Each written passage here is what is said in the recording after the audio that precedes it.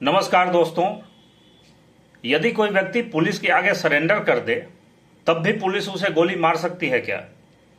बिहार के एक ऐसे ही मामले ने पूरे क्रिमिनल जस्टिस सिस्टम पर सवाल खड़े कर दिए हैं। मैं बात कर रहा हूं आरा के भरत भूषण तिवारी की।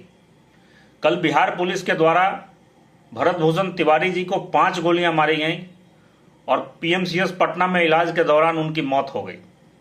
पुलिस का कहना है कि भरत भूषण तिवारी को ये गोलियां मुठभेड़ के दौरान लगी, जबकि स्थानीय ग्रामीणों का कहना है कि फर्जी मुठभेड़ में उनको मारा गया है, पुलिस के द्वारा उनकी हत्या की गई है। भरत भूषण तिवारी आरा के जमनिया गांव या उसके आसपास के किसी गांव के रहने वाले थे।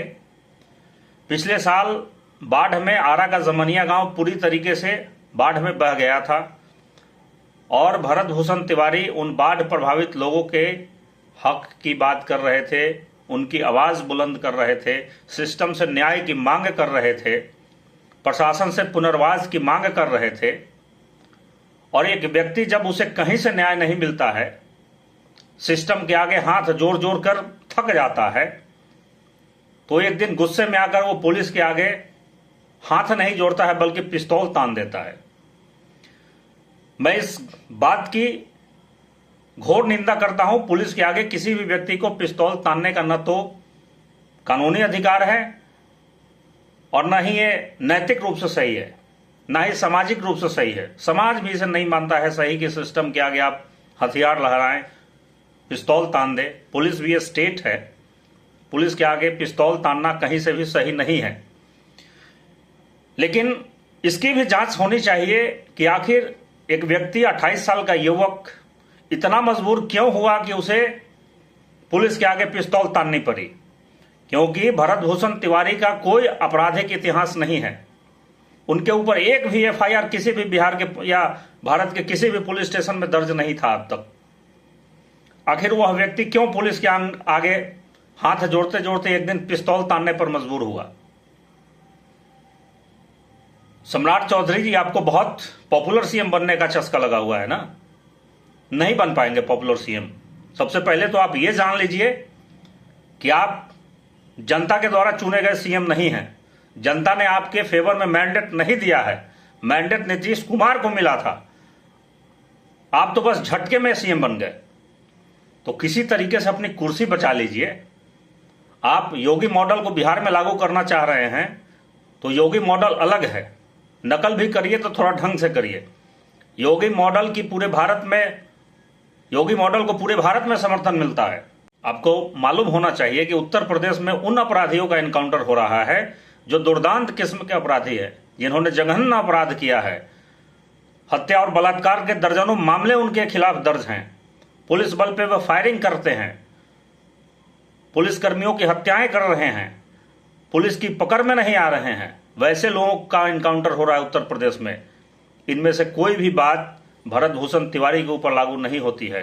साफ सुथरा छवि का व्यक्ति था, एक भी आपराधिक इतिहास नहीं है उसके ऊपर, एक भी एफआईआर नहीं है उसके ऊपर, कोई आपराधिक रिकॉर्ड नहीं है उसका। पूरा पब्लिक ओपिनियन, पब्लिक सेंटिमेंट आज भरत भूषण तिवारी के फेवर में है। आरा की सड़कें जल रही हैं और आपको मालूम होना चाहिए मामला बहुत तूल पकड़ेगा। अगर आपको लग रहा है कि हत्या कर दी है और कुछ नहीं होगा तो ये मामला बहुत तूल पकड़ेगा। बहुत दिन तक सीएम नहीं रह पाएंगे आप।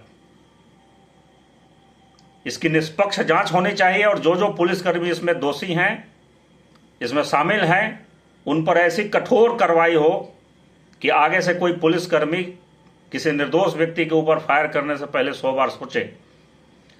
अगर भरत भूषण तिवारी ने पुलिस बल के ऊपर पिस्तौल ताना तो ये गलत था और आर्म्स एक्ट के तहत कार्रवाई होनी चाहिए थी, मामला दर्ज करके कार्रवाई होनी चाहिए थी। पुलिस बल पर पिस्तौल तानना कानूनन गलत है, मैं इस चीज का समर्थन नहीं कर रहा हूं।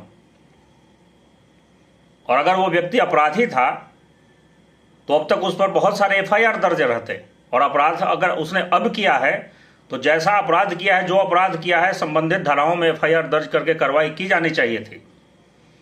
कल पुलिस के द्वारा ऑफिशियली ये स्टेटमेंट दिया गया कि वो व्यक्ति मानसिक रूप से विक्षिप्त है। तो बताइए कि मानसिक रूप से विक्षिप्त व्यक्ति के ऊपर फायर करने का कौन सा नियम है भाई? कौन सा कानून इसकी इजाजत देता है? क्या उस व्यक्ति की काउंसलिंग नहीं कराई जानी चाहिए थी? क्या उसे मनोरोग विशेषज्ञ या मनोरोग चिकित्सक के पास नहीं ले जाना चाहिए था? और उसी वीडियो में दिख रहा है कि उस व्यक्ति ने, जब पुलिस के द्वारा ऑफर दिया गया कि आपकी सारी मांगे मान ली जाएगी, आप शांत हो जाइए, तब उस व्यक्ति ने पुलिस के तरफ अपनी पिस्तौल फेंक दी और आत्मसमर्पण कर दिया। आत्मसमर्पण किए हुए व्यक्ति के ऊपर फायर करने का कौन सा कानून है? क्या उस व्यक्ति को सुरक्षित रूप से गिरफ्तार नहीं किया जा सकता था? आप तो वाहवाही के चक्कर में पड़े हैं, आपकी पुलिस वाहवाही के चक्कर में पड़ी है, लेकिन एक मां का कोख सूना हो गया, 28 साल का उसका जिगर का टुकड़ा चला गया।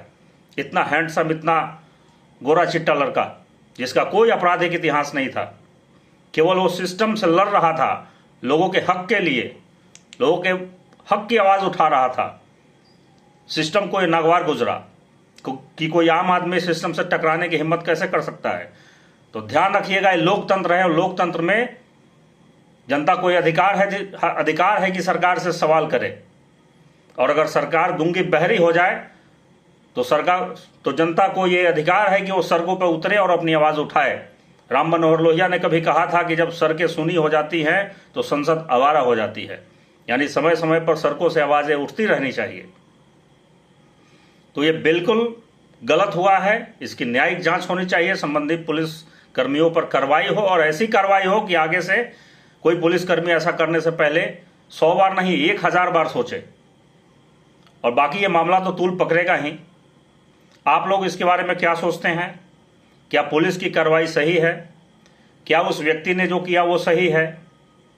आप इस पूरे मामले को कैसे देखते हैं? कमेंट करके अपनी राय ज़रूर दीजिए। आगे जो भी अपडेट होगा मैं आपके समक्ष लेकर के फिर से हाजिर होऊंगा। जय हिंद।